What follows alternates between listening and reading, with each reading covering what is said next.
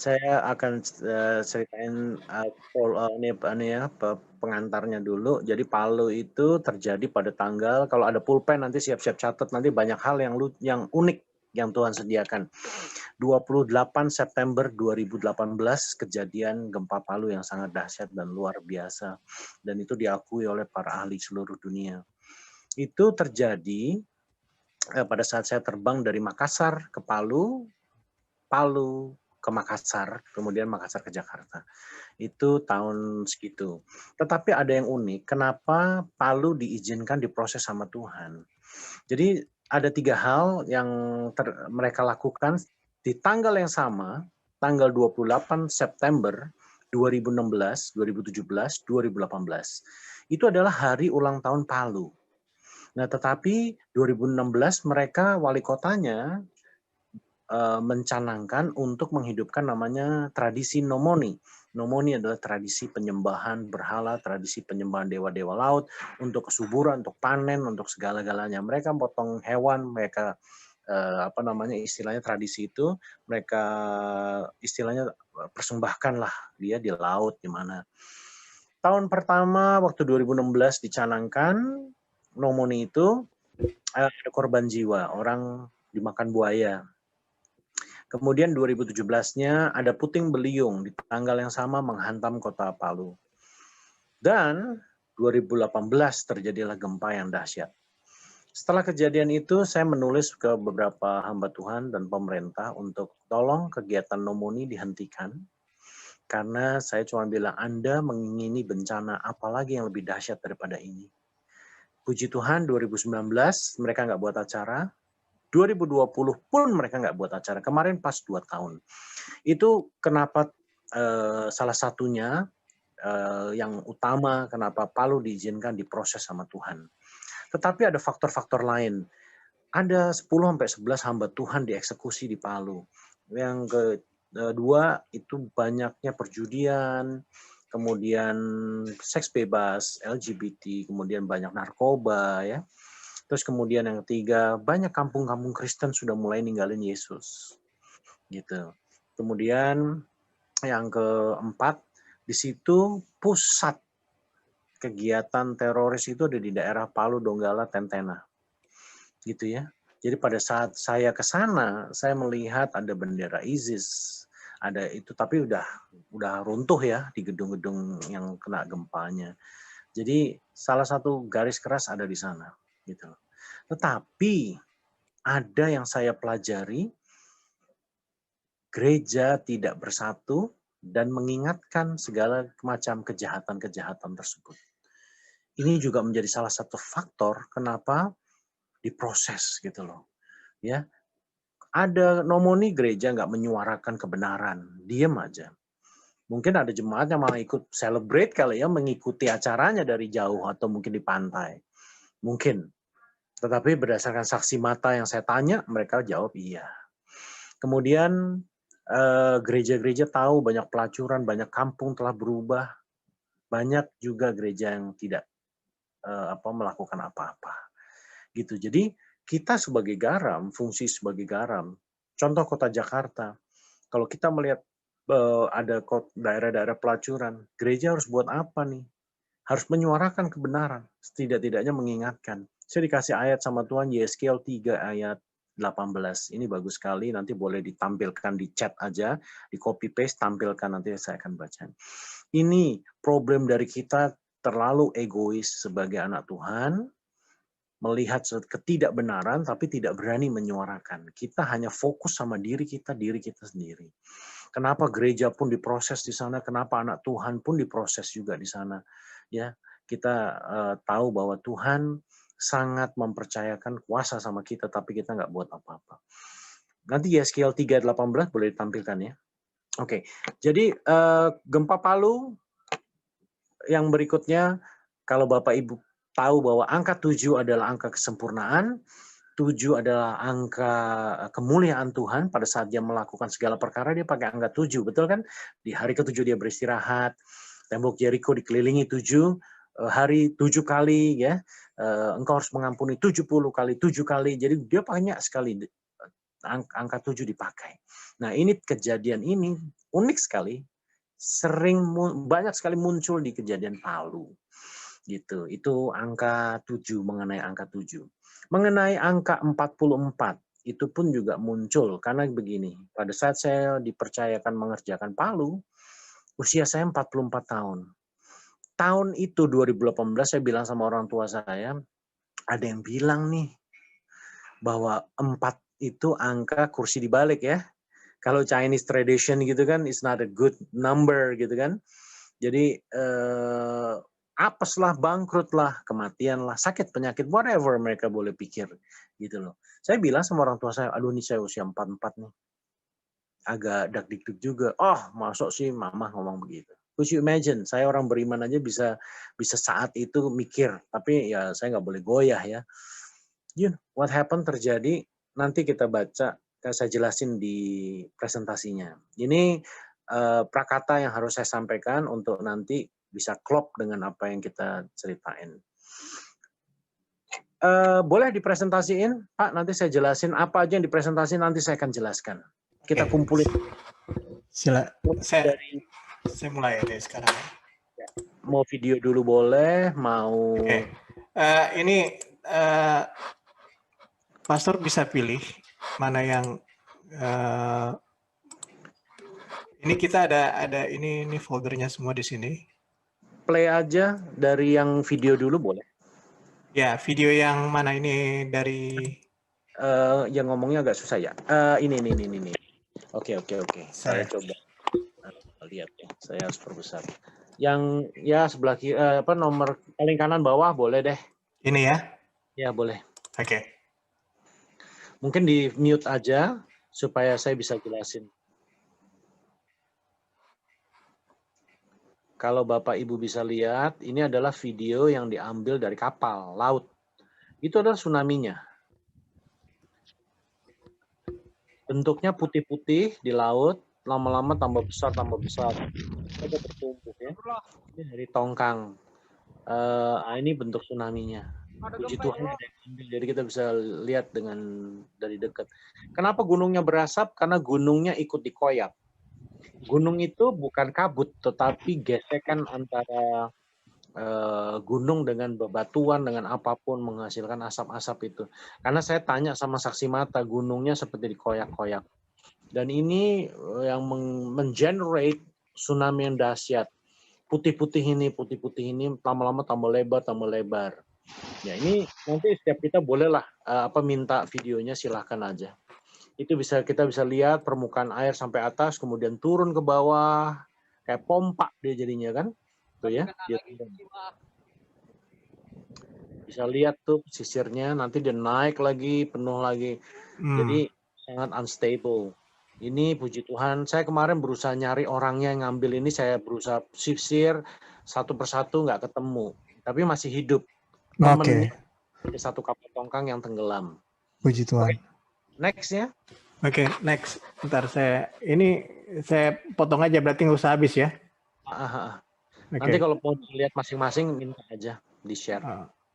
Saya pindah ke yang ini atau yang boleh. Yang ini ya? Iya. Ini saya udah lihat tadi, mengerikan. Iya, ini tsunami fase 1. Bapak Ibu bisa lihat, itu masih ada mobil yang mesinnya hidup, dia masih enggak. Dia jalan, orangnya masih di dalam. Parkiran belum basah, ada mobil juga. Ada 2 mobil yang di kamera ini tersorot ya, terekam. Ini orangnya masih hidup di dalamnya. Nah, itu ada mobil yang lampunya masih nyala. Saya pernah berdiri di bawah papan advertisement itu tinggi sekali. Itu tinggi sekali. Itu papan itu tinggi sekali. Bapak Ibu, ini fase pertama gelombang sudah mencapai di situ. Dia nggak pernah ngebayang bahwa fase 2 dan 3 dahsyat sekali. Dan dia datangnya dari sisi kanan, bukan dari sisi depan. Kenapa? Karena gelombangnya zigzag. Gelombangnya dari zigzag, kanan ke kiri, kanan ke kiri, turun akhirnya menghantam Palu. Nanti kita bisa lihat orang yang ada di mobil itu mati. Ini orang ada di lantai 3. Gelombangnya sampai di lantai 2. Ngeri banget. Ini dari mana mereka video ini? Ini videonya dari mall, dari Oh, parkir. Ya. Next. ini ada terusannya saya lihat di sini. Iya. Nah ini di mall. Belakangnya ada masjid yang runtuh, dia masuk ke sana. Oke.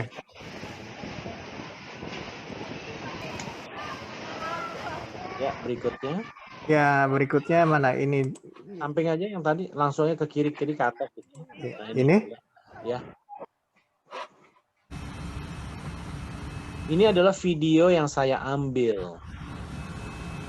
Sebetulnya saya nggak ngambil gelombang tsunami-nya. Saya ngambil pemandangan. Tetapi Tapi kok cuma sebentar ya? Memang cuma 11 detik. Itu uniknya di sini. Nanti saya jelasin kenapa 11 detik. Saya coba pasang lagi deh karena iya, nanti kalau saya bilang pause ya Pak ya. Ya. Boleh di pause? Ya. Nah, ini yang saya bilang angka 7 muncul. Berapa gelombang yang timbul di Palu? Kita hitung yang besar ini 1, terus yang bundar ini kecil 2, ya. Coba di play lagi. Terus sampai detik terakhir, hampir detik terakhir aja. Ya. Oke. Kita hitung kalau bisa diperbesar, ini ada 4 gelombang. Jadi tadi 3, nih 4. 1 yang sebelah situ, ya betul. Ya, 1, 2, 3, 4. Yes. Jadi ini satu-satunya bukti dari langit, dari 7 miliar orang, saya dan co-pilot adalah saksi satu-satunya. Saya setelah attention merekam ini, saya nggak tahu. Karena posisi saya duduk, Bapak bisa lihat nih panel jendela saya, itu saya nggak ngelihat apa-apa, saya ngelihat pemandangan. Kenapa saya ambil foto ini?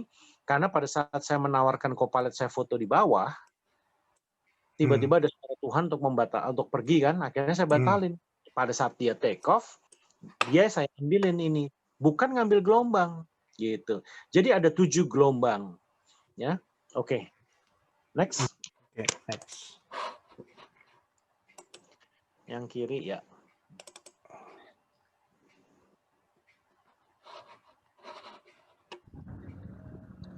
Ini adalah video yang saya rekam sendiri. Ini kebanyakan saya rekam sendiri, saya ke sana. Ini foto di daerah Balaroa. Balaroa adalah daerah garis keras. Itu ada. Tetapi lucunya di daerah ini banyak rumah yang terkubur atau runtuh dengan keadaan gosong. Kenapa gosong? Karena sore-sore orang manasin makanan. Kemudian bergerak, runtuh, kompornya meledak, kebakaran. Jadi orang bayangin nggak? Udah keruntuhan, dikubur di dalam rumahnya, rumahnya kebakaran, kemudian masuk ke dalam tanah, dikubur sama lumpur. Wow, luar biasa, ngeri banget. Ngeri sekali itu. Ini ya sekarang ya? Iya, boleh.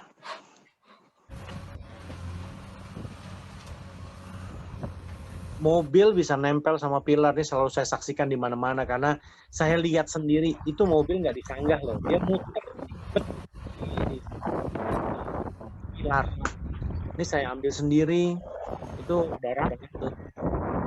Ini pusat kota ya atau di pinggir pantai? Pinggir pantai.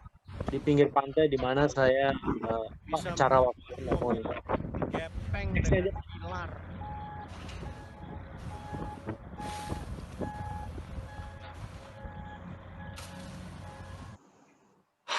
Itu gedungnya survive ya?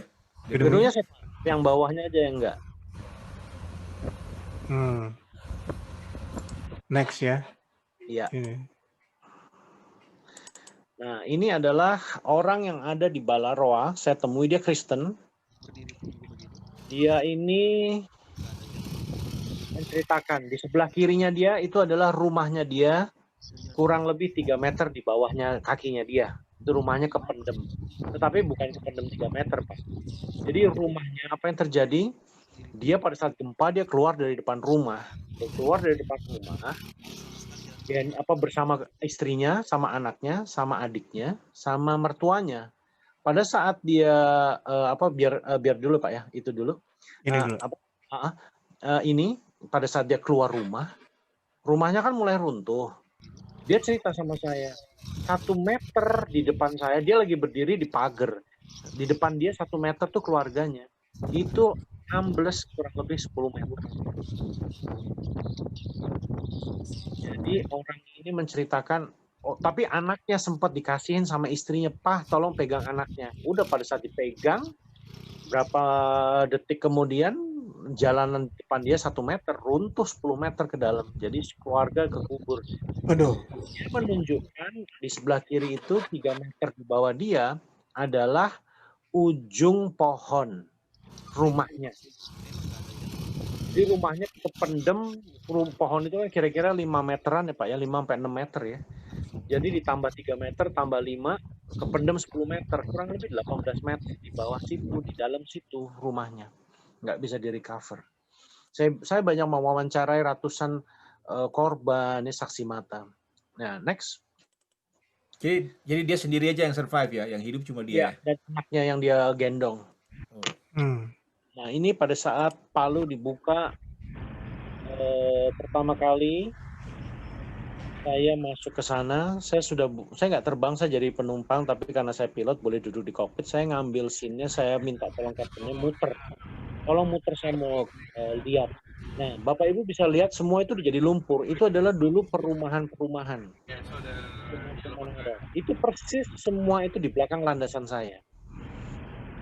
Jadi rumah itu sudah menjadi lumpur, sudah dimakan sama lumpur, udah bergeser 3 kilometer.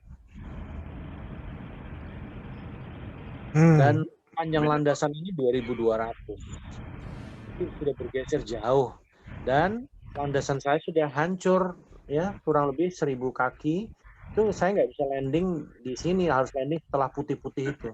Itu di silang-silang itu landasannya hancur, ada belahan-belahan. Itu dalamnya kurang lebih 2 meter, 1,5 meter lebar ya. Landasan kami hancur dan bengkok.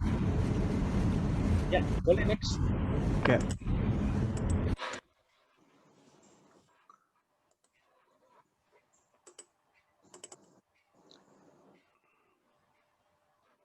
Iya. Nah, ini volumenya boleh digedein supaya Bapak Ibu bisa dengerin actual suaranya seperti apa. Ini di YouTube juga ada. Saya kenal sama beliau ini yang jadi orang yang film community gitu kan dia hidup. Itu rumah itu yang berjalan warna merah.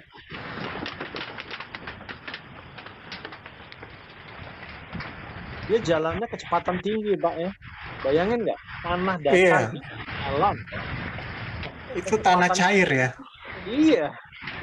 Liquid tanahnya.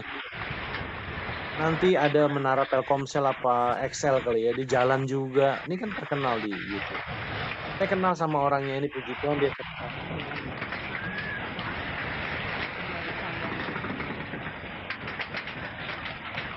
Suaranya teman saya bilang, Cap, suaranya kayak mesin jet. Dari jauh gemuruhnya luar biasa dahsyat sekali. Itu yang Telkomsel jalan loh. Bayangin loh. Itu Telkomsel, aduh Tuhan. Bisa jalan. Nanti dia pada saat sebentar lagi nih, kalau saya biarin sampai habis, karena nanti Bapak Ibu bisa lihat bagaimana lumpurnya keluar dari dalam tanah, kemudian menggulung semuanya.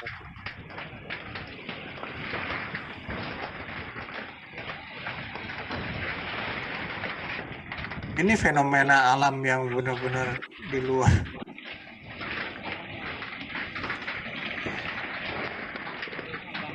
Iya, ini besar ya. Banyak ahli likuifaksi di Jepang juga ada, tetapi tidak tidak secepat ini, tidak sedahsyat ini. Pergerakannya sangat lambat. Itu Bapak Ibu bisa lihat lumpurnya keluar. Daratan bisa jadi cair tuh bagaimana? Saya juga bingung. Tanahnya saya juga bingung. Mungkin ahli geologi bisa menjelaskan. Ini mungkin tanahnya terlalu gembur, kena air laut. Bisa jadi ya? Bukan, dia bukan air laut, air bawah tanah. Oh, air bawah tanah? Iya, justru yang membuat itu karena air bawah tanah. Nah, ini saya ambil sendiri. Bapak Ibu bisa lihat semua yang ada di depan Ibu Bapak ini bukan dari situ tempatnya. Ini adalah real estate bagus. Itu pohon-pohon, sawah, rumah biru, empang itu nggak ada di situ, Pak. Datang dari 3 km jauhnya dari belakang. Ini daerah Petobo di belakang landasan saya. Jadi real estate yang sini kehajar semuanya ini itu semua Oke. pohon-pohon itu datang. Nanti ada musola, itu datang dari 3 km. Oke. Berarti Nanti ini liquefaction juga ya? Nggak karena gempa? Iya, karena gempanya. Jadi Oh, itu bukan air. real estate bagus tuh, ya. Ya, itu real estate dimakan. Tadinya ini karena tanahnya sudah kering. Dia menghantam rumah lebih tinggi daripada rumah, bayangin nggak? Gelombang daratan itu bisa sebesar itu. Dan Bapak Ibu kalau ke sini, baunya amis karena saya banyak nyari korban jiwa, saya banyak nyari orang ya. Jadi ngeri sekali. Itu nanti tolong disiapin juga ayat-ayat tadi belum dibaca, Wahyu 11 ayat 13. Itu juga ada. Nanti yang sudah itu ditaruh di chat aja yang udah nemu, nanti saya baca. Ya, next ya Pak, boleh? Next ini ya. Ini video terakhir ya, nggak ada lagi. Ini saya sedang menjelaskan kepada 12 ahli, ada yang dari ITB, dari seluruh dunia, Brazil, Amerika, Jepang, Korea. Mereka datang berkumpul untuk menanyakan apa yang saya lihat, yang ada di video. Terus bertanya sama saya, ini luar biasa gimana Tuhan kasih jawaban sama saya. Pada saat saya ditanya, Captain, itu apa ya kira-kira penyebab daripada tsunami ini? Karena di Palu, di teluknya itu, tidak ada patahan. Tidak ada patahan. Dia cuma single plate. Mereka cukup heran. Di situ saya ditanya, terus akhirnya ya saya sudah ceritain ya apa yang saya dengar ya dari Tuhan, apa segalanya. Saya jawab sama mereka. Saya tanya, sebelum saya jawab saya tanya, Tuhan, apa kira-kira penyebab daripada tsunami ini? Tuhan kasih hikmat yang luar biasa, Tuhan kasih jawaban yang sangat luar biasa. Di situ saya dikasih jawaban, kemudian saya sampaikan. Mungkin, padahal udah dikasih jawaban sama Tuhan, manusia masih ngomong, mungkin dasar lautnya longsor. Gitu. Tapi mereka, iya sih mungkin, tetapi nggak mungkin menghasilkan dahsyat seperti ini. Kan cuma 7,7 skala Richter. Tetapi mereka masukkan dalam catatan. Terus yang kedua, sesuai dengan presentasi yang tadi, saya ditanya yang kedua, sama ahli tsunami dari Jepang, salah satu yang tertua. Dia bilang, Captain, bagaimana ya? Gelombangnya itu kan di utara, jauh. Tidak timbul dari tengah, kemudian kok bisa arahnya dari barat ke timur, pergerakan gelombangnya dari barat ke timur, tetapi bisa menghantam selatan. Palu ada di selatan. Jadi nanti saya tunjukin gambarnya lagi ya. Akhirnya di situ saya ditanya lagi, saya dapat jawaban lagi. Tuhan cuma bilang, oh itu nama kamu. Nama saya Rico Seta, itu berasal dari kata ricochet, yang artinya rebound, pemantulan. Jadi kalau Bapak Ibu main batu di kali, Bapak lempar gitu ya, batunya miring, batunya akan terbang-terbang gitu ya. Ricochet, itu namanya ricochet. Dia mantul-mantul. Nah, saya cuma dikasih bilang itu nama kamu. Akhirnya saya sampaikan, mungkin sekali lagi gelombangnya dari barat ke timur, nabrak pesisir, kemudian zigzag ke bawah. Tetapi ada yang luar biasa, nanti saya jelaskan di bawah, harus pakai gambar. Bagaimana Tuhan intentionally mengenerate dan membuat gelombang turun ke selatan. Karena diteliti di daerah utara nggak ada kehancuran, hancurnya di selatan. Posisi saya di Palu, take off dari selatan ke utara. Gempanya datang dari utara. Gempanya dari utara datang ke selatan, tsunami-nya dari utara ke selatan. Yuk, next.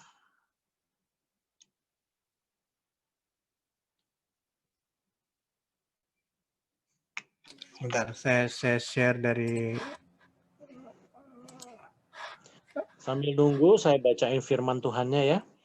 Jadi yang pertama tadi adalah Yeskiel 3:18, kata Tuhan, kalau aku berfirman kepada orang jahat, engkau pasti dihukum mati. Oleh karena engkau tidak memperingatkan dia, ia akan mati dalam dosanya, dan perbuatan-perbuatan kebenaran yang dikerjakan tidak akan diingat-ingat. Tapi aku akan menuntut pertanggungan jawab atas nyawanya itu daripadamu. Jadi Bapak Ibu kalau melihat sesuatu ketidakbenaran, engkau sebagai orang-orang benar, engkau harus memperingatkan. Harusnya gereja bersatu menolak acara nomoni. Harusnya gereja bersatu untuk menginjili kembali daerah-daerah yang pindah dari Kristen ke Muslim. Gereja harus mengeluarkan bahwa perjudian dilarang, tidak benar. LGBT, narkoba, seks bebas, pelacuran. Tapi gereja garamnya sudah tawar. Mereka hanya fokus kepada dirinya sendiri, pertumbuhan dirinya sendiri, benar pertumbuhan dirinya sendiri. Kepenuhan akan Tuhan, kepenuhan akan ilahi, kepenuhan akan sesuatu hal. Tapi kita tidak melakukan panggilan tadi, garam dan terang. Ya banyak, maksudnya gini, nggak banyak orang yang tetap jalan itu ya, penginjilan mereka bercahaya pasti ada, tetapi nggak masif. Gereja harus bergerak secara masif gitu loh. Setiap kita harus benar-benar diutus ya. Ini akibatnya. Jadi walaupun mereka binasa, tetapi Tuhan akan tanya nanti sama kita, kamu ngomong apa sama mereka? Sudahkah kamu memberitakan kebenaran? Sudahkah kamu menegur dia supaya tidak berbuat jahat atau dosa? Ya, gitu. Yang berikutnya, Wahyu 11 ayat 13, pada saat itu terjadilah gempa bumi yang dahsyat, dan 1/10 bagian dari kota itu rubuh, dan 7.000 orang mati oleh gempa itu, dan orang lain sangat ketakutan, lalu memuliakan Elohim yang di surga. Ini ayat exactly the same, seperti yang terjadi di Palu. 1/10 kalau Bapak Ibu lihat ada 4 daerah, namanya Langaleso, Petobo, Jono Oge, dan Bararoa, itu yang longsor. Itu kalau dihitung-hitung luasnya kurang lebih cuma 1/10. Kurang lebih ya, plus minus ya. Berapa orang yang mati? Kalau di Google, yang ketemu mati 2.500-an kalau nggak salah. Tetapi yang nggak ketemu masih ada 5.000-an. Jadi total kurang lebih 7.000 orang mati oleh gempa bumi itu. Dan ini luar biasa banget. Jadi ini ayat yang ada. Next. Oke, ini sudah saya share. Mulai dari foto pertama. Ya, foto pertama ini adalah daerah di Donggala. Saya ambil sendiri ke sana. Ini waktu itu rumah itu aslinya. Setelah gempa, ini rumah yang hilang. Nah, ini rumah yang hilang. Itu semua ada 40 kakak di situ masuk ke dalam laut. Padahal itu cetek. Kanan kirinya itu cetek. Itu bisa longsor, bisa masuk ke bawah laut. Diver, professional diver kurang lebih 50-75 meter baru temuin. Dan itu saya ngeliat mayat-mayatnya korbannya ngeri-ngeri banget. Ngeri-ngeri banget. Karena mereka kejebak di dalam rumah, masuk ke dalam air, nggak bisa napas, pada bengkak, melotot semua. Waduh, ngeri deh. Ya, next. Ini adalah, saya foto di rumah merah yang berjalan tadi. Satu-satunya masih ada. Ini anak adalah anak yang mengikuti Bible Camp. Dia saya ajak foto di situ, itu masih ketakutan. Kenapa? Dia kalau nginjek tanah gembur, dia stres. Kenapa? Anak ini digulung sama gelombang, tetapi puji Tuhan hidup. Pada saat dia teriak, Tuhan Yesus tolong, Tuhan bisa kirim dia pohon untuk nyamperin dia. Kemudian dia pegangan pohon dan ketarik keluar dari lumpurnya. Kemudian ada temennya juga sama, digulung, udah malah masuk. Ini dia kepalanya masih di atas. Anak ini masuk, tapi dia teriak sama Tuhan Yesus. Sama lumpurnya dilempar keluar lagi. Jadi lumpur itu muter kayak gilingan mesin tapi horizontal. Kayak blend gitu ya. Dan itu orangnya udah kegiling, biasanya udah mati. Karena banyak benda-benda tajam, kayu, ya kan? Apa aja, seng. Ini. Next. Saya masih cocok kayak anak SMA di situ ya. Celananya abu-abu juga, Pak. Pas. ABG. Ini awet ada muda berarti, awet muda. Pastor ini, Captain. Ini ada di daerah Donggala setelah Pangkalan Angkatan Laut. Pangkalan Kapal Angkatan Laut kan nggak boleh difoto ya, saya curi-curi waktu itu ambil lewat. kapalnya masih nangkring nyangsang, kapal angkatan laut, dan ini daratan ini sebetulnya dari ujung sana, ini bukan teluk, ini kiri ini daratan semua, rampal semua hancur, jalannya jadi kecil. Next. Nah, ini boleh diperbesar. Ini adalah resolusi daripada ahli yang tadi pertama bicara tadi ya. Bapak boleh lihat itu titik-titik merah adalah titik-titik yang dihantam dan hancur. Sisanya bersih, tidak ada kehancuran yang luar biasa. Titik pertama itu adalah daerah namanya, aduh kok bisa lupa saya ya. Ada nama daerahnya.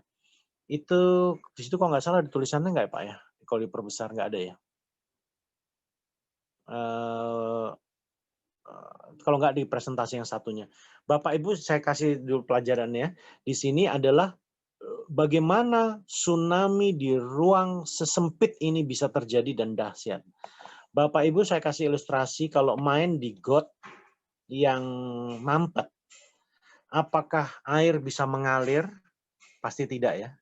Harusnya dia mengalir ke yang lebih luas gitu loh, karena tekanan di sini lebih besar. Tetapi kenapa ini bisa terjadi? Pada saat saya ditanya sama ahli tsunami, saya jawabnya karena mungkin ada pemantulan. Dan benar sekali, Bapak Ibu lihat itu ada pantai di titik merah 2 itu, pantainya miring ya. Nanti berdasarkan video saya dan data satu lagi, di depan pantai yang miring itu ditaruh satu gelombang sama Tuhan. Itu yang membuat gelombang ini kan memantul ya, memantul ke utara, juga mantul ke selatan. Tetapi kenapa bisa dahsyat? Karena gelombang yang paling akhir ini menutup nabrak nabrak pesisir yang miring itu, kemudian mantul ke selatan, kena pesisir yang di sebelah kiri lagi, mantul ke kanan, ke kiri, ke kanan. Makanya kalau Bapak lihat videonya, gelombangnya datangnya dari kanan. Itu yang habis. Terus Bapak lihat ke atas lagi, angka 7, apalagi yang muncul? Di atas ada tulisan berapa tuh? Ya, epicentrumnya berapa?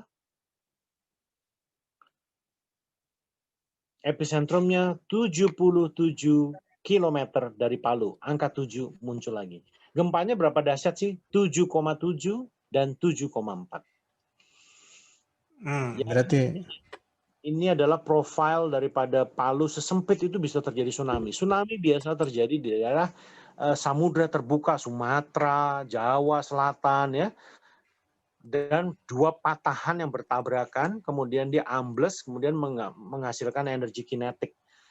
Tetapi ini enggak, tapi luar biasa Tuhan itu. Ya, next.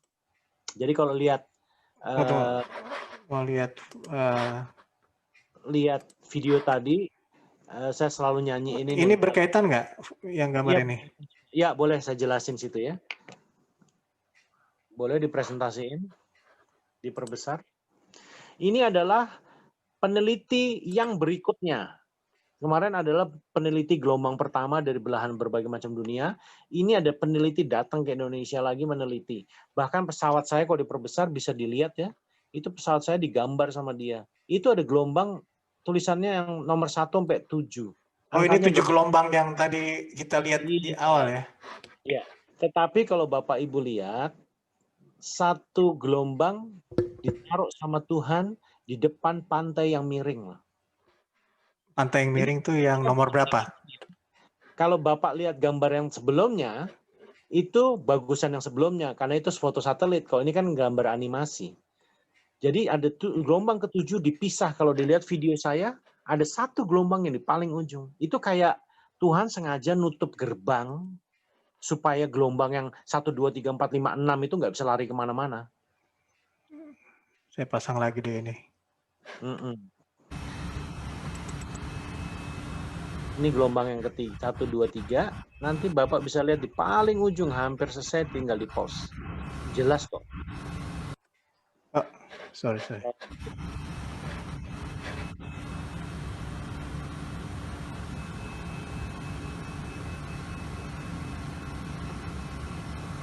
Ya.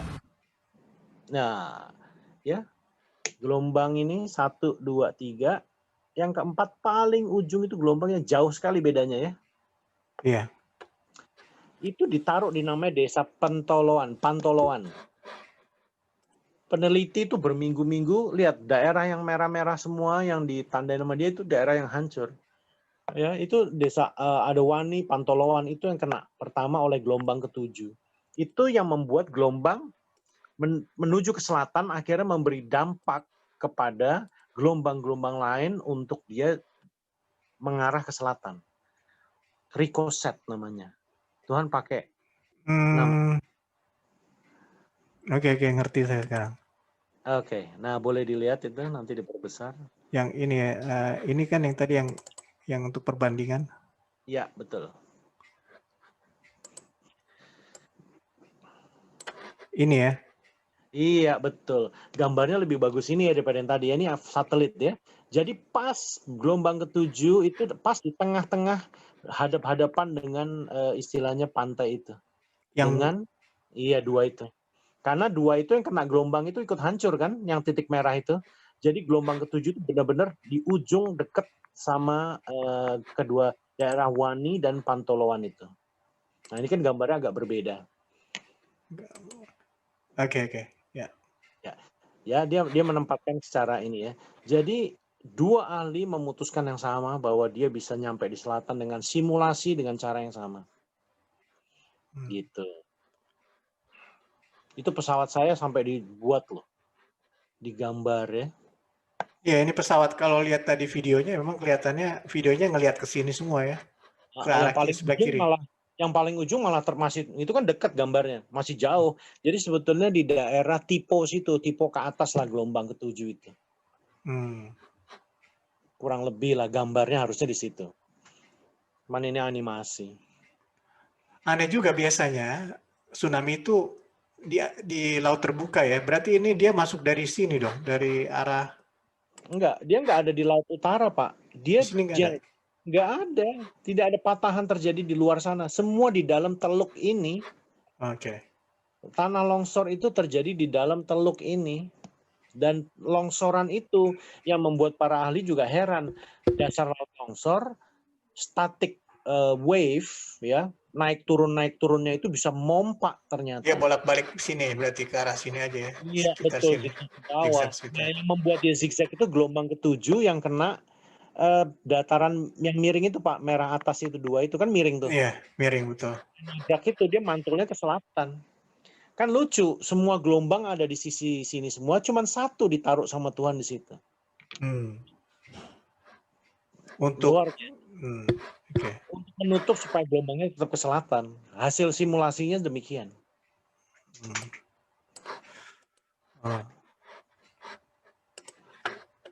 Ya, kita lanjut lagi yang ini ya.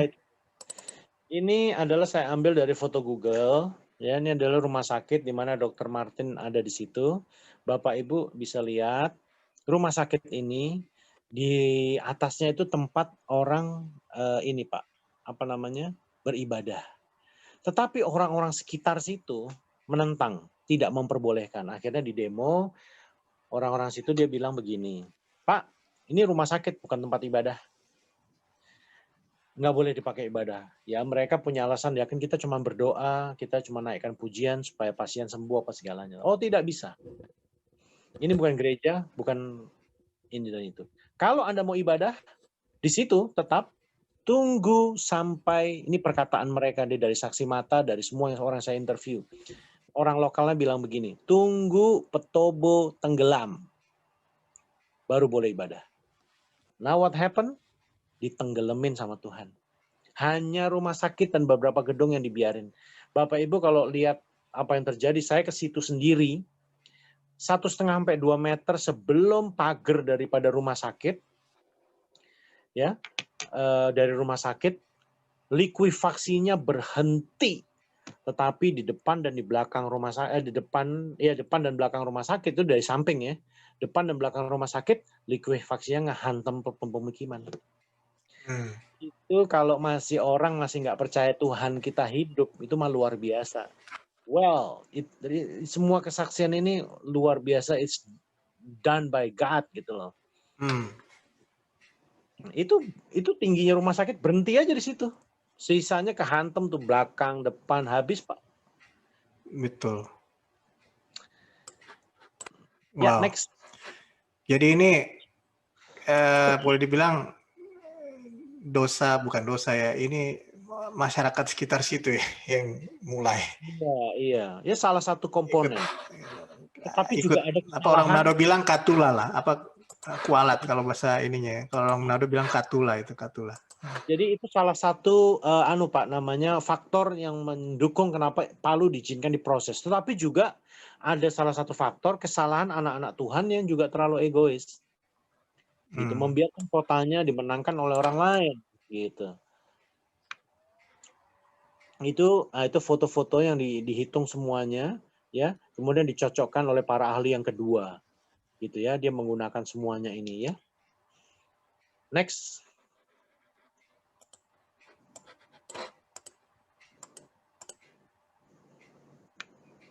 Ya.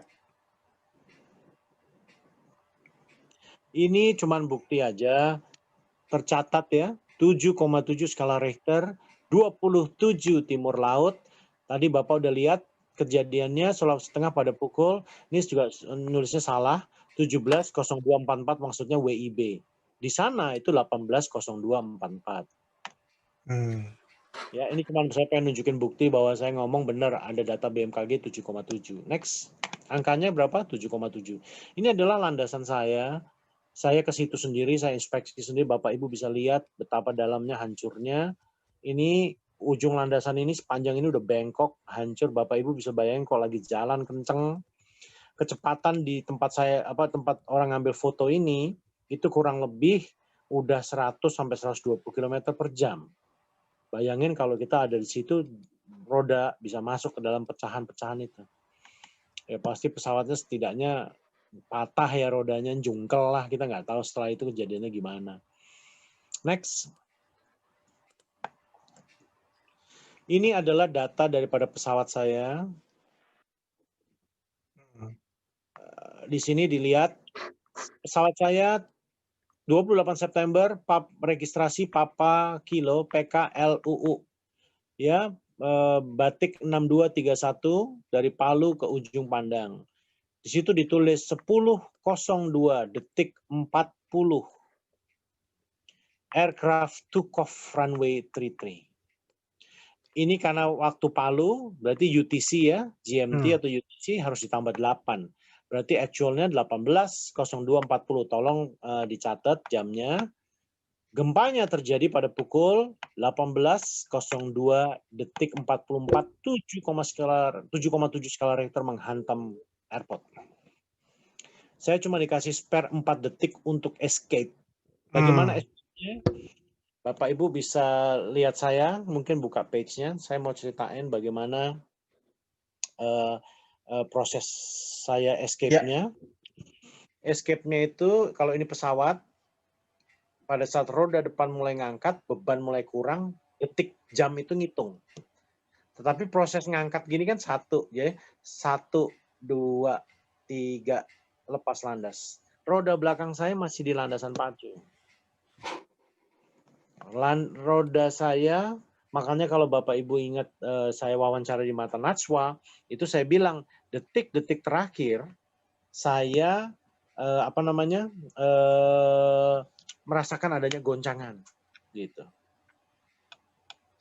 Jadi detik pertama, detik 44 itu pas roda saya mau lepas landas. Jadi impact di situ 7,7.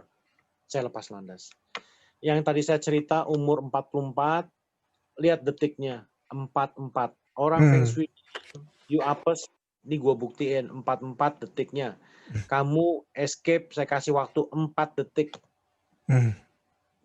Tuhan menantiku tepat waktu di detik ke-44. Mana orang bilang 44, usia saya 44 waktu saya mengerjakan itu. Ya kan? Luar biasa. Next.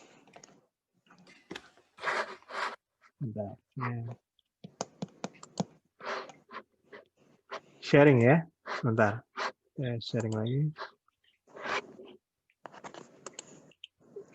Ya, landslide. Oke. Itu jadi jamnya landslide yang ini. Nah, itu adalah Bapak Ibu kalau dibesarkan itu ada gambar airport saya. Ini Petobo yang ada tulisannya E itu Petobo. Palu dan landslide. Ya. Kemudian yang coklat itu adalah daerah Jono Oge Langaleso. Daerah yang kena gempa dan yang di Petobo itu panjangnya kurang lebih 3 km, yang di Langaleso kurang lebih 4 km. Bapak Ibu kalau lihat kota Palu dan luasnya kurang lebih sesuai dengan Alkitab. Kotanya rubuh, bukan gedungnya loh. Kotanya rubuh. 1/10 cuman kurang lebih kalau dihitung-hitung. Sesuai dengan Alkitab. Yuk, next. Ini saya ketemu dengan teman pelayanan, Bapak Ibu boleh digedein, itu aspal jalan ya, hot mix diangkat sama gelombang. Itu saya pecahan-pecahannya itu saya angkat, beratnya luar biasa. Air gampang aja loh. Jembatan McDonald yang M gitu hancur, ambruk, kemudian apalagi ya, wah gedung-gedung habis. Saya yang heran tuh beton-beton, jembatan-jembatan keangkut semua. Aspal bisa terbang, bisa kebawa air. Dahsyat banget. Next. Ya, Bapak Ibu kalau lihat di Facebook saya, ini masih ada sampai sekarang di Facebook saya. Ini saya hanya capture aja. Boleh dibesarin? Di situ ada apa namanya Gereja Metodis Indonesia Kanaan, Jambi disegel. Pengurus minta solusi ya, Tribun Jambi.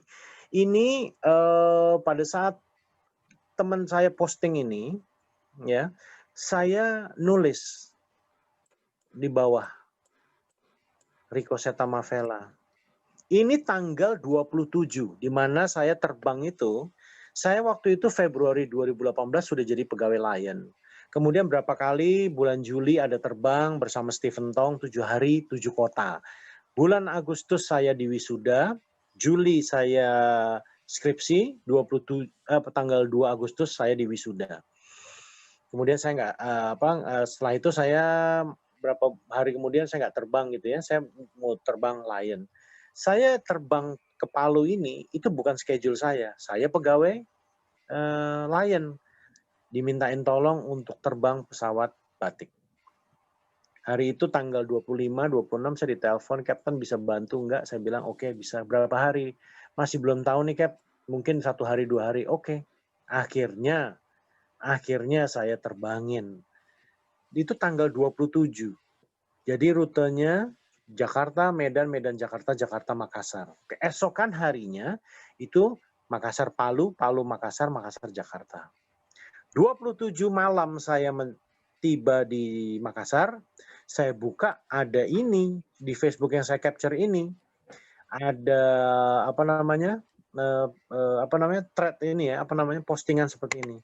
Saya ngelihat ya Pak ya, kan saya pernah dibom di dalam gereja. Oh pernah ya?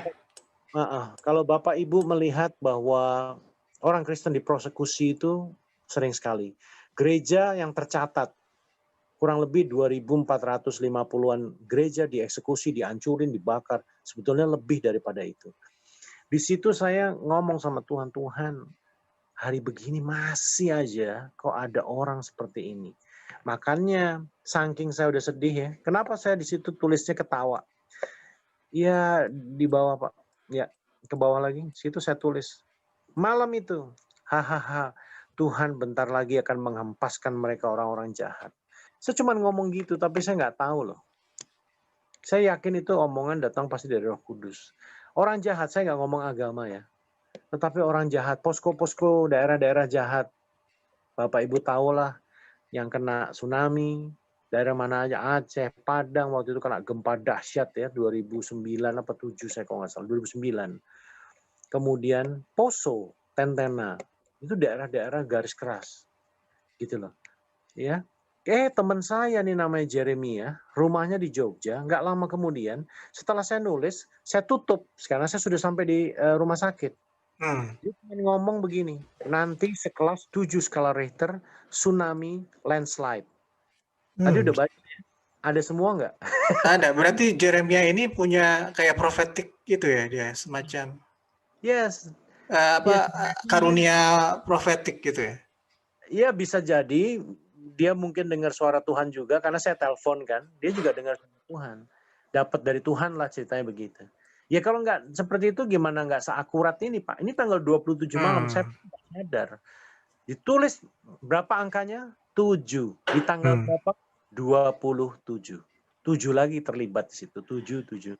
Ada tsunami, ada 7 skala Richter, landslide, tanah longsor. Bapak tadi baca ya penjelasan orang Jepang. Ini tulisannya apa? Landslide. Sehari kemudian nubuatannya dieksekusi. Dan Tuhan berbicara melalui Yeremia ini secara tidak langsung. Istilahnya di sini ada 2 orang yang menubuatkan. Ya. Iya. Ya, ada pastor sama Yeremia itu dengan ini saya foto di daerah yang tadi hilang itu loh Pak, 2 foto yang tadi gambarnya hilang. Itu ada rumah miring. Sebetulnya ini foto ini daratannya masih sampai paling kiri. Kiri itu masih perumahan, cuman karena udah tenggelam masuk ke dalam. Ya, next.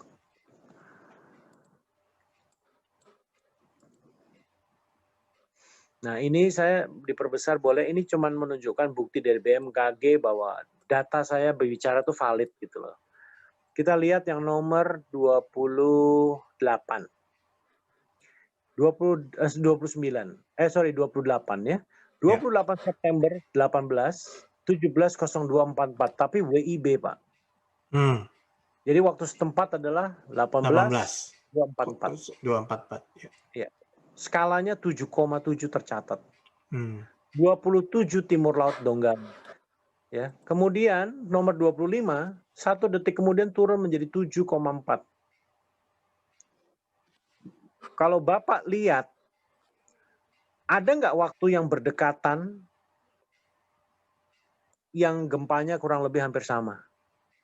Bedanya jauh-jauh banget loh. Bedanya menitan, semua. Jadi Bapak Ibu kalau kita pelajari, hanya dibutuhkan 2 detik untuk ngancurin Palu. Dibutuhkan cuma 0 sampai 1 detik Tuhan untuk menyelamatkan saya. Ya. Hidup kita itu benar-benar cuma hitungan detik. Jadi semumpung masih ada kesempatan, dipakailah. Bersukacita untuk melayani Tuhan dan jiwa-jiwa. Jadi Bapak Ibu bisa lihat ya 7,7, lihat jam-jam yang lainnya. Nggak ada yang berdekatan, ini data BMKG. Dibutuhkan cuman ini. Tetapi prolong dia. 7,7, 7,4 terus gitu ya. Tetapi muncul lagi, tidak ada. Ini kan catatan munculnya. Bedanya jauh. Nggak ada lagi Pak. 2018 cuman tercatat 3 yang skalanya 7. 7,7, 7,4, dan 1, 7,1 tanggal 29 Desember di Talaut. Nanti ada presentasinya juga. Ya, next.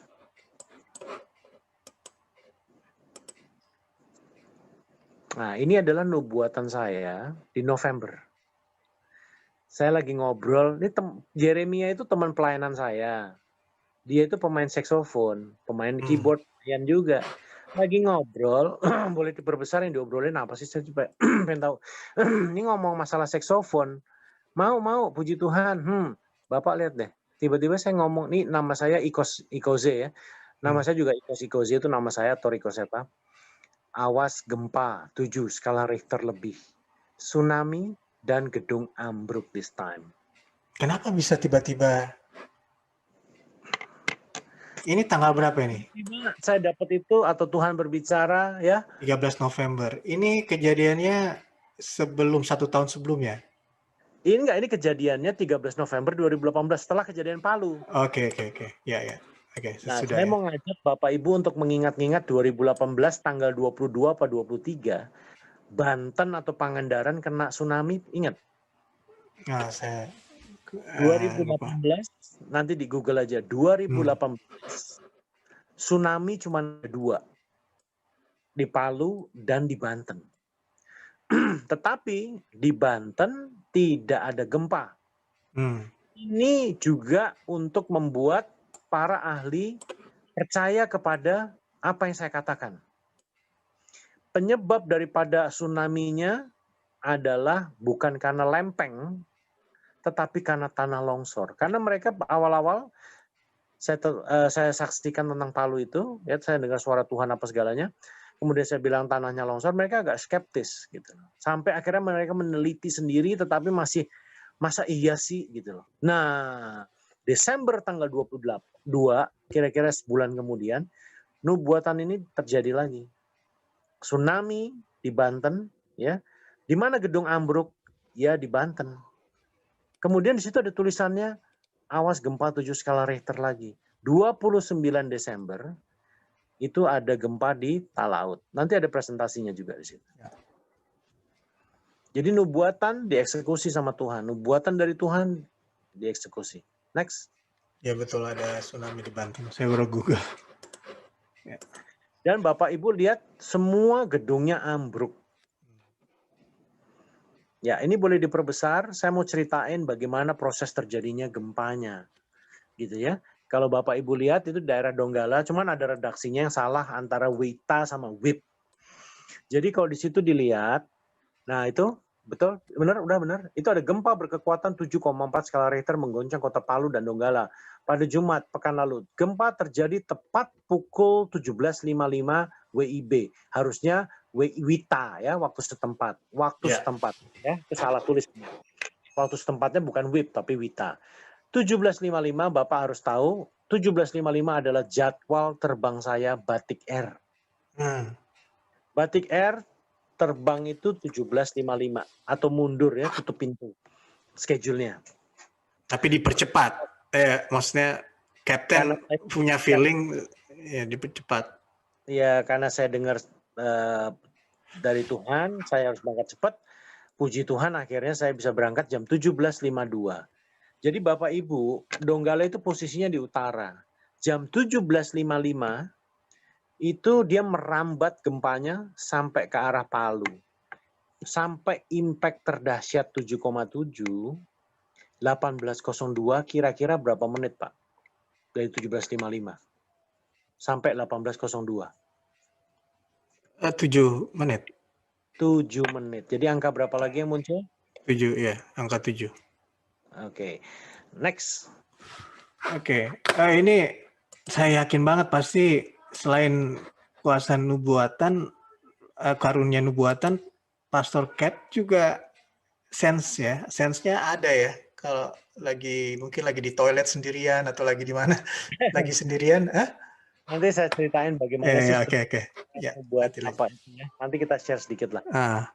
Nah ini adalah gambar landasan pacu saya yang hancur. Bapak Ibu bisa bandingin kaki itu sama lubangnya, bisa gede lubangnya. Jadi saya bisa masuk ke dalam situ Pak. Jadi cukup besar ya. Besar ya. Daripada airportnya. Saat saya terbang setelah lepas landas saya nggak tahu ada apa-apa. Pengatur udara saya panggil-panggil kok nggak jawab. Saya sampai ngomong sama co-pilot saya yang terbang.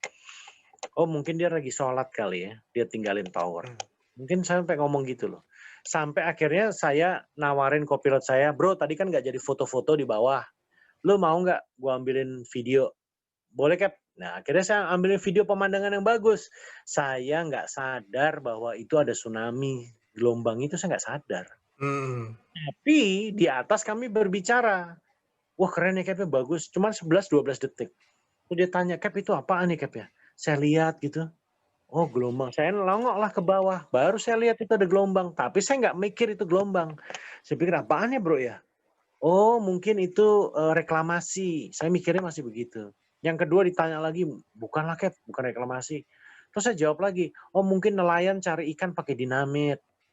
Akhirnya sampai pesawatnya belok ke kiri, kami berdua ngelongok dari langit. Kok tambah besar ya? Iya. Apaan ya Cap ya? Saya bilang, oh mungkin di daerah Donggala itu banyak orang gali-gali pasir. Jadi pada saat pasirnya digali, kena air hujan dia turun ke laut. Saya pikir begitu. Saya foto, hasilnya gelap. Karena udah maghrib. Akhirnya ya udahlah, kami terus ke Makassar. Pengatur udara nggak bisa di-calling. Jadi saya sebetulnya ngelihat kota Palu Donggala dihancurkan sama Tuhan dari langit. Iya. Jadi kayak Sodom dan Gomora gitu ya. Nanti Bapak Ibu baca Kejadian 18 ya sama 19 itu bagus sekali. Ini yang terjadi exactly seperti itu. Akhirnya saya masuk ke Makassar. Di Makassar baru orang-orang pada bilang, waduh alhamdulillah orang datang ke pesawat, baru matiin mesin orang udah datang ke pesawat. Waduh alhamdulillah Cap, serem banget loh. Kenapa? Aduh Palu hancur Cap, ada gempa dahsyat. Kemudian ada tsunami. Hah, yang bener loh. Iya, terus ada tanah longsor, tanah bergerak. Waduh, airportnya udah hancur, Cap. Hah? Jam berapa? Saya lihat 18.02:44 reportnya. Saya buka komputer di pesawat, ya tadi jamnya itu 18.02:40. Terus saya tanya ke bagian engineering, bagaimana sih proses pencatatan? Jadi memang pada saat roda mengangkat, itu mulai dia ngitung 1, 2, 3, 4. Detik ketiga atau keempat, itu lepas landas. Benar-benar roda belakang lepas. Ya itulah ke ceritanya. Next, boleh? Oke, saya share lagi ya. Sebentar.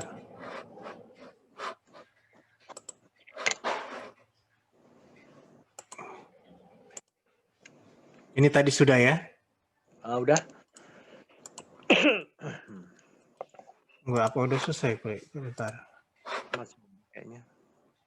Sudah kayaknya. Apalagi ada yang ketinggalan? Masih ada. Ini saya ambil dari WA. Saya share dari WA aja deh. Sebentar.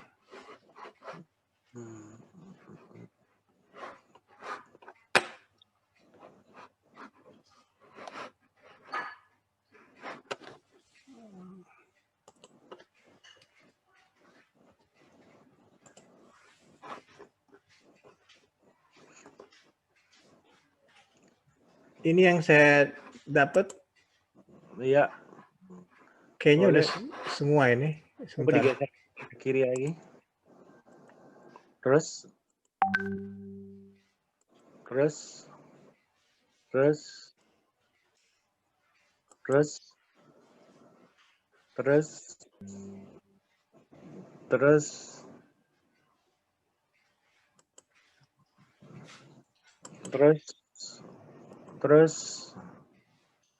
Ini belum. Ini di pinggiran pantai. Jadi Bapak Ibu, Nomoni itu memberikan suatu persembahan kepada nenek moyang di daerah sepanjang pesisir pantai. Kalau dulu pernah lihat pantai yang kayak ada gambar mata ya. Itulah. Jadi semua yang dipasang sesajen itu dihajar habis sama gelombang, hancur. Termasuk jembatan. Saya kan keliling-keliling Palu, kurang lebih saya melayani Palu 1 tahunan.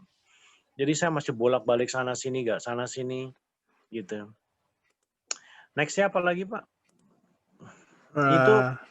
Itu tadi bayangin nggak? Boleh kembali lagi? Yang pohon tadi. Oh, yang pohon. Udah saya download sih. Sebentar. Ini. Iya. Itu bayangin nggak?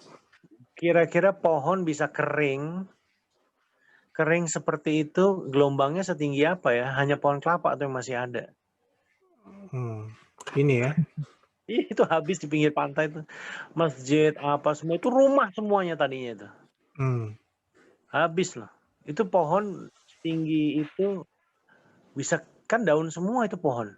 Bisa. Betul. Yang ini ya. Ini. Iya, betul. Yang kanan kiri juga ada. Kiri hanya pohon kelapa yang masih ada. Iya. Ya, boleh next kalau masih ada. Saya balik ke WhatsApp. Sudah. Ini. Sudah.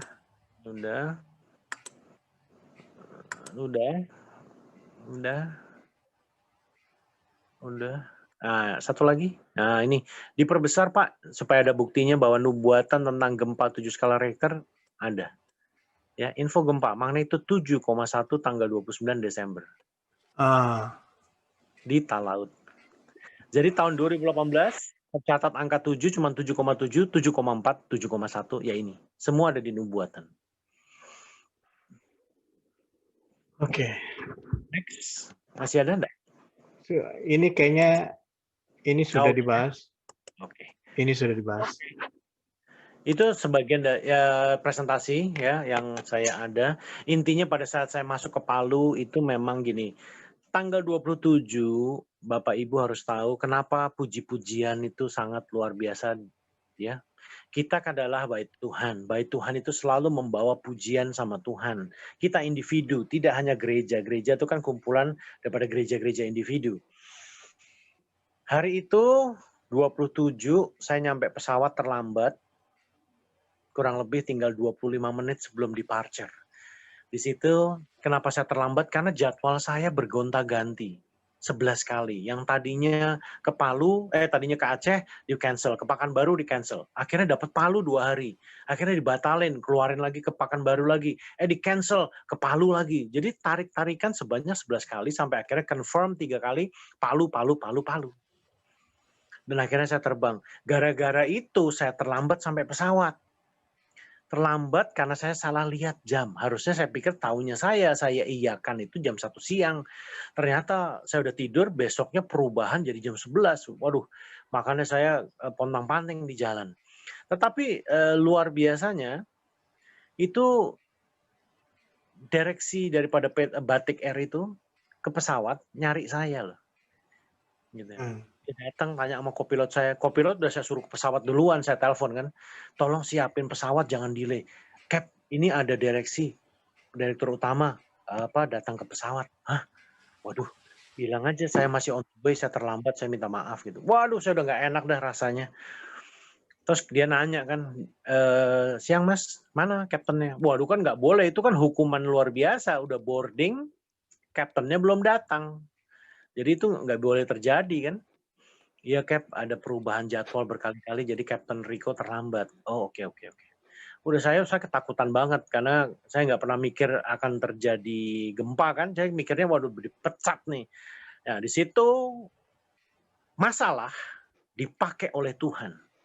Untuk apa? Karena saya takut dipecat, ditegur, karena saya selama kerja ini, puji Tuhan sebagai anak manis saya, anak baik, gak pernah aneh-aneh. Wah, jadi kalau ada kayak begitu aja ragu-ragu. Kopilot saya sempat ngomong, Captain, tenang aja nggak apa-apa kok, nggak ada apa-apa, udah saya jelasin. Iya, tapi gue takut salah bro, aduh gue takut dipecat. Pada saat saya duduk pertama masuk, kopilot saya bilang begini, Captain, jangan lupa ya nanti ceritakan lagi kayak waktu terbang yang dulu, hubungan manusia dengan Tuhan. Wah, itu pertama kali saya masuk. Di kursi, dia nenangin saya. Di situ, itu kalau saya boleh cerita dorongan Roh Kudus di situ. Pada saat kita lagi khawatir, biasanya kita ngapain? Boleh nggak khawatir? Boleh-boleh aja ya. Tetapi jangan dibiarkan berkepanjangan, karena kita akan salah ambil keputusan. Di situ saya digerakkan oleh Roh Kudus untuk naikin puji-pujian. Akhirnya saya naikin puji-pujian sama Tuhan, memakai masalah itu. Sepanjang perjalanan, saya berangkat jam 11, tepat waktu masih, walaupun saya terlambat, tapi udah ready semua. Tepat waktu jam 11, saya take off. Jam 11 kurang, saya udah mulai naikin pujian penyembahan. Naik nyanyi terus. Saya kalau terbang selalu begitu, tapi bedanya, saya tidak menyanyi dengan suara lantang atau keras. Saya nyanyi pelan, biasanya halus gitu. Kalau saya di mana, di mobil, di pesawat ya. Tetapi hari itu saya nyanyi dengan suara sampai serak kok. Kurang lebih kalau udah pernah dengar kesaksian saya, kurang lebih berapa jam saya muji Tuhan, Pak? Non-stop. 12 jam. Jadi saya sambil take off, sambil jalan, sambil terbang, sambil turun, sambil mendarat, sambil boarding, saya nyembah terus nyanyi. Saya bilang, dia bilang sama kopilot saya, untuk kamu yang terbang, gue mau nyanyi gitu. Nah, jadi saya berangkat jam 11 pagi, mendarat di Makassar 11 lebih. Kurang lebih 12 jam saya worship sampai malam, baru saya sampai di Makassar. Itu luar biasa sekali. Mengenai Muhammad Diki, dia adalah orang yang dipilih juga oleh Tuhan. Kenapa Pak? Karena begini, Muhammad Diki, namanya aja udah Muhammad Diki, pasti sudah Muslim. Pada saat terbang sama saya yang pertama, dia itu sempat saya share firman Tuhan. Kenapa saya bisa masukin firman Tuhan ke dia? Karena begini, di dalam hidup ini kan Anda dibilang profesional gitu kan. Tetapi profesional terkadang bagi beberapa orang dia hanya sebatas lingkup jabatannya saja, job. Tetapi di dalam kehidupan sehari-hari nggak profesional lagi. Contoh saya lagi berjalan, itu kejadiannya waktu saya lagi berjalan di terminal sama kopilot saya Muhammad Diki ini yang dulu, waktu terbang yang dulu, saya suka menemukan sampah berceceran di terminal. Kerja saya ngapain? Kerja saya mungutin sampah. Walaupun saya dengan pangkat, saya ambil gitu. Saya masukin ke tong sampah. Disitulah si kopilot itu nanya, Cap, itu kan udah ada yang bersihin, kenapa Captain harus ambil? Saya bilang sama dia, bro, lu kan orang profesional.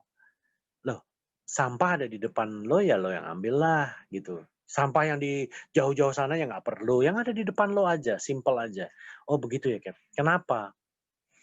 Akhirnya dari situ saya mulai cerita tentang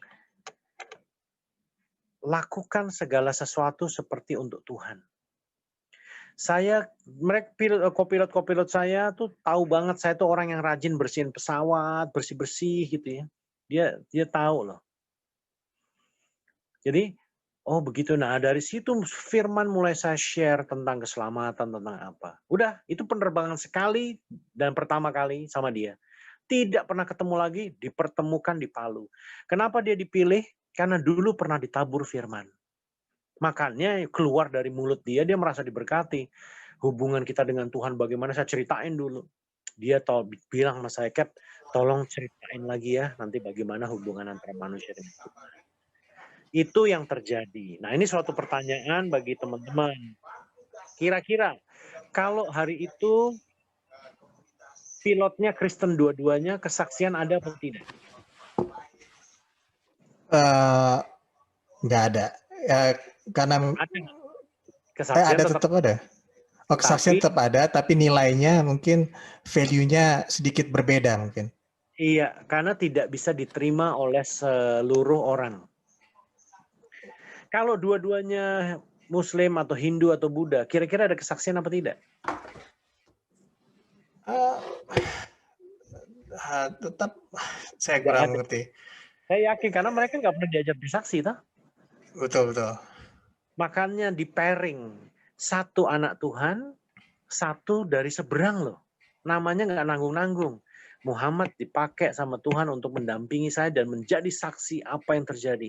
Menjadi saksi apa yang saya dengar dari Roh Kudus, dari Tuhan, saya sampaikan sama dia. Muhammad Diki udah beberapa kali ikut saya kesaksian di gereja. Jadi setiap ada suara Tuhan, waktu masuk ke Palu, saya info ke dia. Ini cerita singkatnya aja ya. Yang kedua, waktu di parkiran. Nah, saya di parkiran itu saya cerita lagi. Tadinya kan saya udah ngasih dia foto kan. Yuk kita, dia baru pertama kali terbang ke Palu. Terus dia bilang, Cap, oke, kalau lu baru pertama kali ke Palu, kita foto-foto yuk ke bawah. Karena itu tradisi. Jadi kita foto-foto terencananya. Pada saat saya lagi tulis-tulis, selesai nulis-nulis, saya mau ke toilet nih. Dia lagi siap-siapin kamera dan sisir dan segalanya mau ke bawah. Di situ ada suara Tuhan, bergegaslah, cepat pergi, cepat berangkat dari tempat ini. Waduh, saya sedikit agak kaget, kemudian ini benar ya. Tadi ada, sekarang ada lagi. Saya lihat ke langit, cuacanya bersih, cerah, oke. Saya ke toilet cuci muka, akhirnya saya ambil keputusan. Ini penting sekali sebagai anak Tuhan, ambil keputusan untuk mengikuti itu suara. Akhirnya saya bilang sama kopilot saya, bro, sorry banget, boleh nggak lu foto-fotonya next time aja. Loh kenapa, Cap? Kan udah janji, sebetulnya nggak enak ya, walaupun saya kapten tetap nggak enak. Saya nggak pengen terlambat, saya nggak pengen delay, saya pengen kabur dari sini secepatnya. Oh gitu ya, Cap ya? Emang kenapa? Waduh, bro, ada suara Tuhan lagi, ada suara supernatural lagi.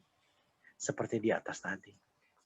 Tadinya saya di atas kan waktu terbang masuk Palu, saya mau paksa masuk. Tetapi Tuhan bilang belok dan berputar lewat, istilahnya suruh muter lewat belakang. Karena anginnya mendorong saya dari belakang luar biasa kencang.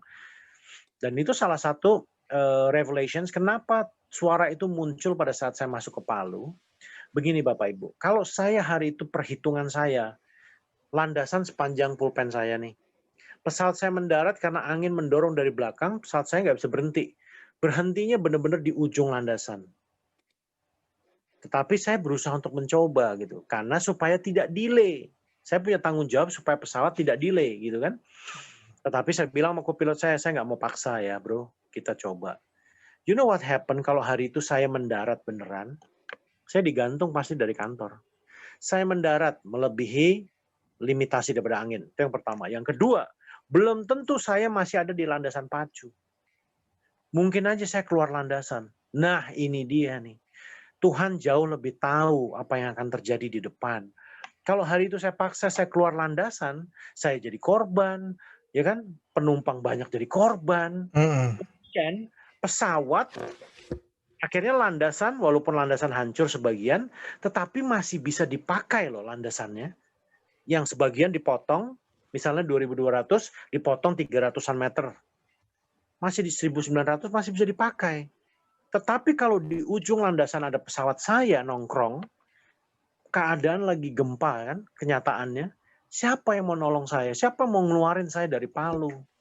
Nggak ada. Pesawat siapa yang mau mengevakuasi? Nah, pesawat-pesawat itu tidak bisa masuk ke landasan pacu kalau ada obstacle atau ada benda di ujung landasan atau di tengah landasan atau dimanapun. Jadi kalau pesawat saya nongkrong di situ, nggak bisa. Tetapi kalau landasan rusak, dia tidak menjadi penghalang. Tapi kami bisa hitung ulang gitu kan. Tetapi kalau ada landasan pacu di sana, itu nggak boleh gitu loh. Kalau ada apa-apa bisa devastated. Kalau cuma landasan masuk ke jeblos itu aja sih nggak terlalu lah ya. Tetapi kalau istilahnya nggak terlalu parah, kalau pesawat saya nongkrong di situ, kemudian ada pesawat yang meluncur, nggak bisa ngerem, nabrak pesawat saya kan lebih bahaya. Jadi saya dapat hikmat ini, dapat pengertian ini dari Tuhan. Kenapa ada suara yang pertama bilang belok dan berputar?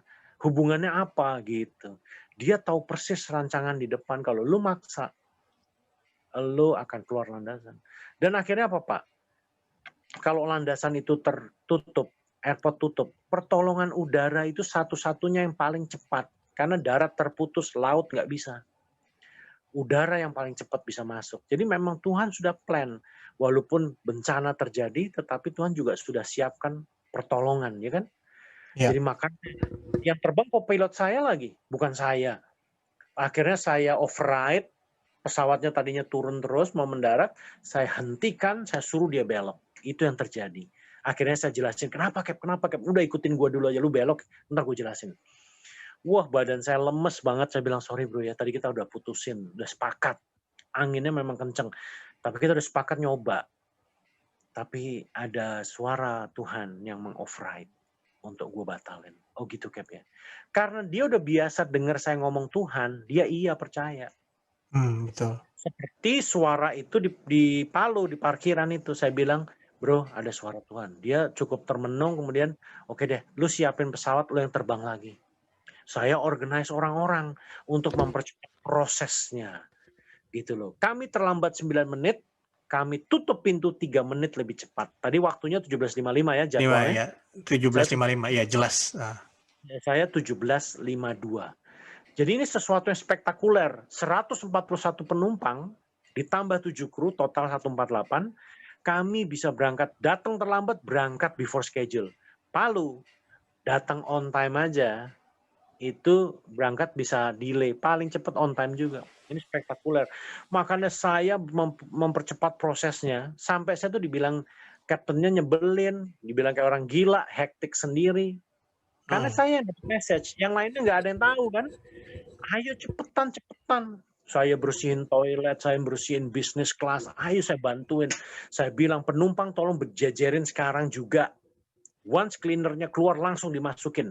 Jadi gak usah panggil-panggil lagi. Siap Cap. Sampai orang ground ya. Setelah kejadian ini, saya datang ke Palu untuk pertama kali. Saya disambut banyak orang. Di situ mereka bilang, Captain saya minta maaf banget waktu itu. Kami sebetulnya jujur, Cap, kami kesel sama Captain. Biasanya tuh Captain tuh santai banget. Hari itu kan, hektik banget. Sebel kita. Suruh ini, suruh itu. Tahu nggak Cap, ada penumpang satu yang ketinggalan. Tapi Captain udah mundur. Jadi tapi mereka minta maaf. Saya minta maaf. Setelah kejadian Palu ini saya baru tahu kenapa Captain mau berangkat cepat.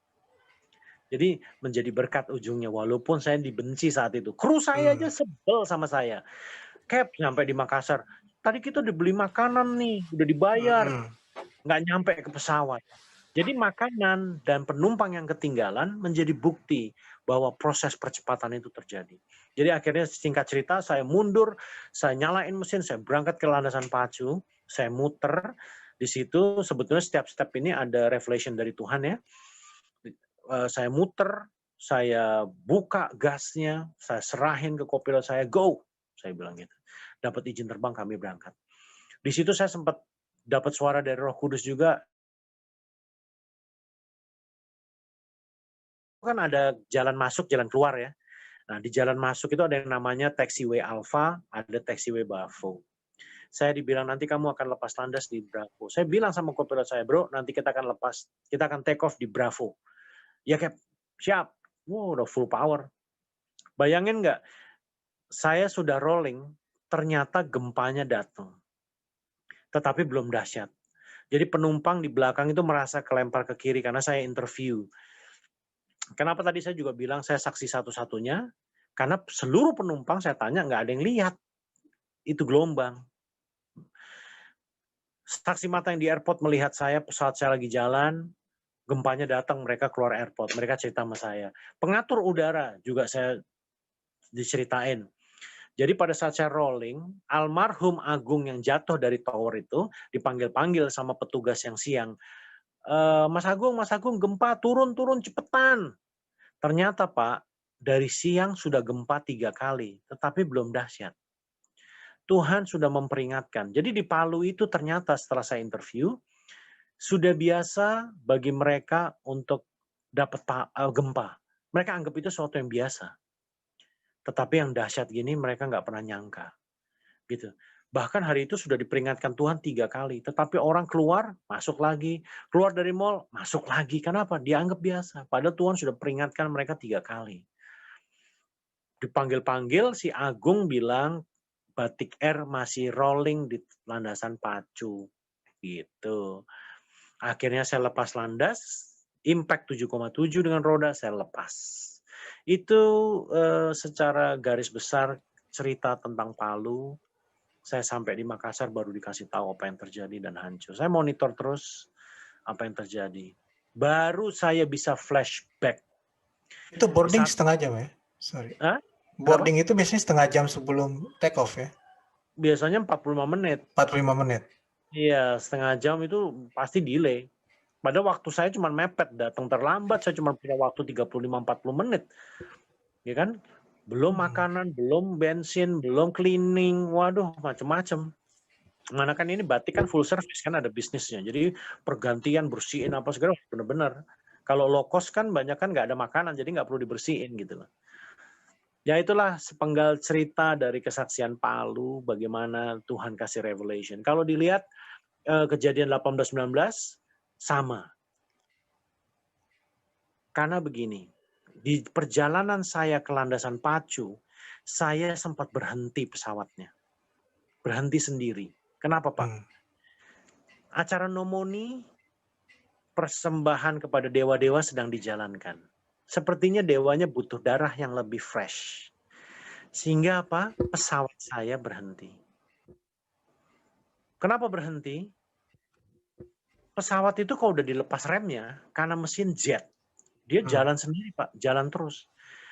Keluar dari parkiran mau ke landasan pacu, dia berhenti. Sampai co-pilot saya ngingetin, Cap, udah boleh masuk ke landasan pacu. Pesawatnya berhenti. Saya kaget. Oh iya, sorry. Saya gas. Nggak mau jalan. Saya gas lebih gede, baru jalan. Jadi seperti ada yang megang itu roda pesawat saya. Ini hebatnya Tuhan. Pada saat engkau tidak setia, dia tetap setia. Jadi apa yang saya dapat dari Tuhan setelah kejadian ini, saya ngobrol panjang lebar, saya worship. Dia cuma bilang gini, kamu tahu nggak? Kamu saya nanti. Gempanya saya tunda, saya tahan.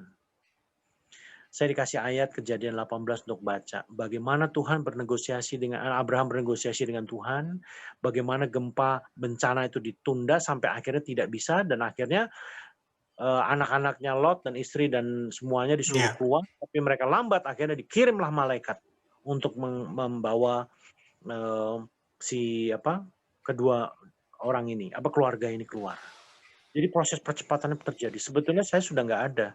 Kalau Tuhan frame-nya dia sudah harus gempa sebelum saya lepas landas, saya udah nggak ada mungkin.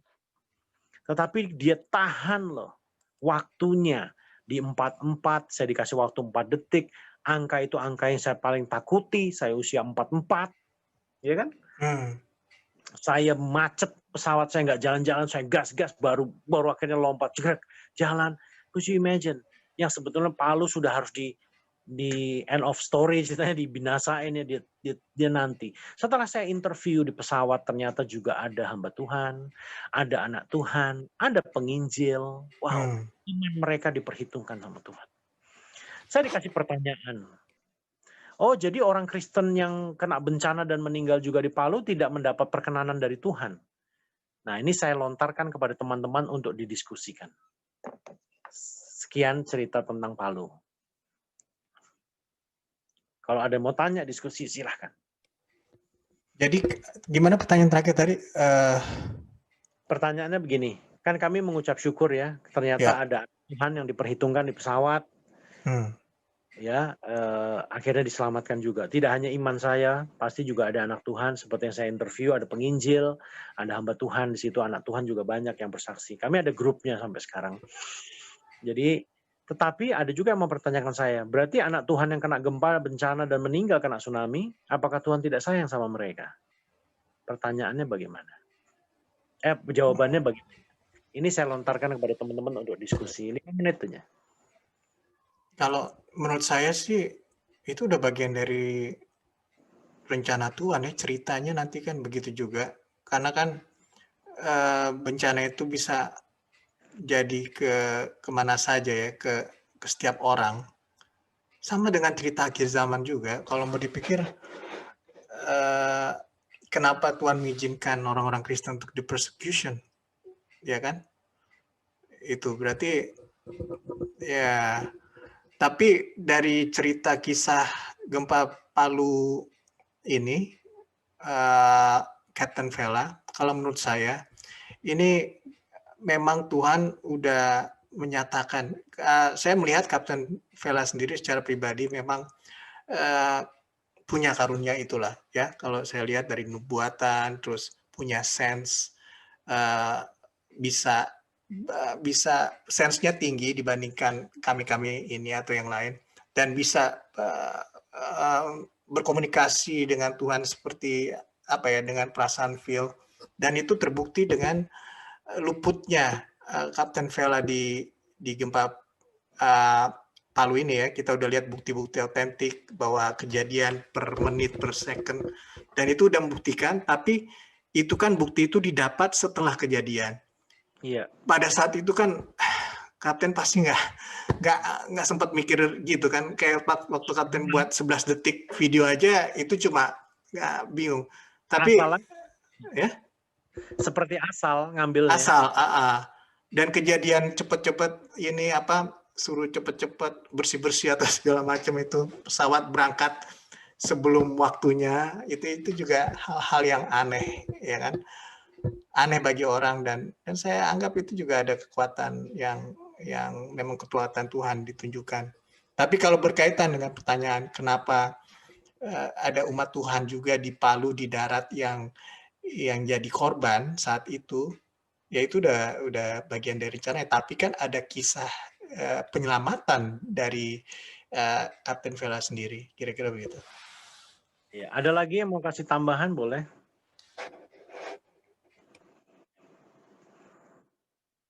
Sambil nunggu, jadi kita hitung ya angka 7 yang muncul, ditulis di Facebook saya ternyata tanggal 27, ya nggak dipas-pasin lah, tertulis 7 skala Richter. Ya, kemudian kejadiannya 7,7 skala, 7,4. Gelombangnya ada berapa? Ada 7. Kemudian tanah longsor yang mengenerate gelombang ada 7 menurut para ahli. Kemudian berapa titik epicentrumnya? 77 km. Gitu kan? Menit dari Donggala sampai ke kaki saya 7 menit, 17.55, 18.02, 7 menit. Ya, angka 7 apa lagi yang muncul ya? Masih ingat nggak?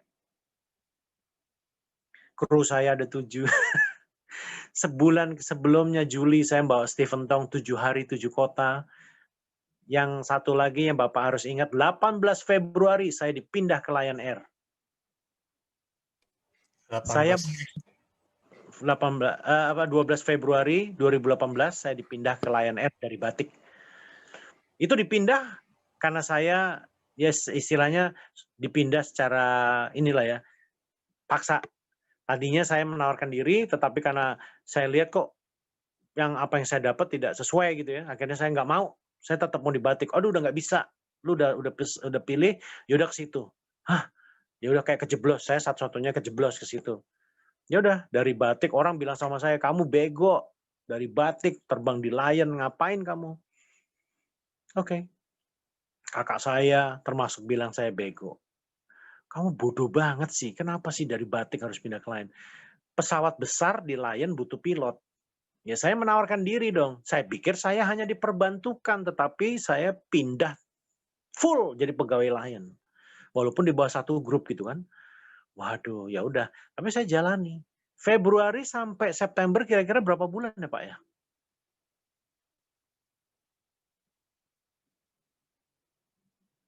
Mic-nya di-unmute Pak. Sorry, selalu begini. Februari itu 7 bulan, tinggal dikurang aja 9 kurang 2. Iya, 7 bulan. Iya. Tahu nggak Bapak Ibu, kenapa alasan saya dipindah ke Lion? Karena saya itu, Bapak jangan pikir saya mendapat ucapan terima kasih yang luar biasa dari Batik Air, bahwa engkau telah melakukan tugas yang baik, begini. Enggak, saya malah dimusuhin loh. Saya dikeluarin dari grup, kapten. Karena apa Pak? Karena saya membawa kesaksian tentang Yesus, tentang Roh Kudus, tentang Tuhan. Di TV-TV, di media manapun. Betul. Saya nggak suka. Batik Air tidak mengizinkan. Waktu itu cuma diizinin sekali 2 kali, selesai itu tidak boleh. Bentuk apapun interview, tidak boleh. Tahu nggak yang memberi izin saya siapa? Lion Air justru. Airline-nya Bapak Ibu, airline kesayangannya Bapak Ibu yang memberi izin. Sampai kalau ada wawancara tiap hari di Uber sama wartawan kan. Kalau mau wawancara saya tanya deh sama yang bosnya Lion Group ya, sama yang punya Lion, boleh apa enggak? You know what they said? Mereka bilang boleh Cap, terserah Captain Vela kata bos yang paling tinggi. Wow. Jadi terkadang pada saat engkau dipindah ke suatu yang tidak menyenangkan, ternyata itu bagian dari purpose Tuhan untuk saya tetap dilindungi dan tetap dikasih izin untuk bisa interview. Kalau saya masih pegawai Batik, saya nggak mungkin kesaksian saya terbatas. Ya, kedua, kalau saya tetap bersaksi, saya bisa indisipliner, bisa dipecat. Tetapi saya di Lion Air. Saya tidak ada, saya menyaksikan tentang itu sebagai pegawai Lion Air, bukan pegawai Batik, walaupun saya waktu itu saya pegawai Batik Air. Jadi memang plan Tuhan luar biasa. 7 bulan kemudian. Jadi ini salah satu proses 777 banyak sekali. Jadi jawaban tadi, ada yang mau jawab apa tidak, teman-teman? Kenapa orang Kristen juga diizinkan? Kalau enggak, langsung aja. Jadi begini Bapak. Tuhan nggak pernah pilih kasih, dia mengasihi siapapun. Tetapi engkau harus tahu bahwa ketetapannya harus tetap berjalan. Mati dengan cara apapun, Tuhan nggak peduli. Yang dia pedulikan adalah siap apa tidak Anda menemui ajal, hari akhirmu. Itu jauh lebih penting. Karena orang banyak mempertanyakan, wah situ enak selamat. Dan ini orang Kristen yang di gereja, kerubuhan gereja bagaimana? Bukan berarti Tuhan nggak sayang. Ya kan, seperti yang Bapak bilang tadi. Gitu. Jadi, tetapi gini, saya bisa one day jatuh dari pesawat loh. Betul nggak? Saya bisa digigit nyamuk, saya DBD, waktu itu DBD, hari keempat saya hampir lewat. Kritis sekali. Jadi, mati dengan cara apapun nggak penting buat Tuhan. Tetapi engkau sudah siap apa belum, dan yang terpenting, engkau harus mati di dalam Kristus Yesus. Tapi tidak hanya itu, mempertanggungjawabkan kematianmu kepada Tuhan sudah siap apa belum? Buah apa yang Anda buat di dalam hidupmu? Ya kan? Buah-buah kebenaran, buah-buah jiwa. Ya. Ini penting banget loh. Ya. Jadi ini yang saya jawab kepada mereka-mereka yang merasa Kristen yang kena bencana, Tuhan pilih kasih. Oh tidak. Jadi mati dengan apa aja nggak penting gitu.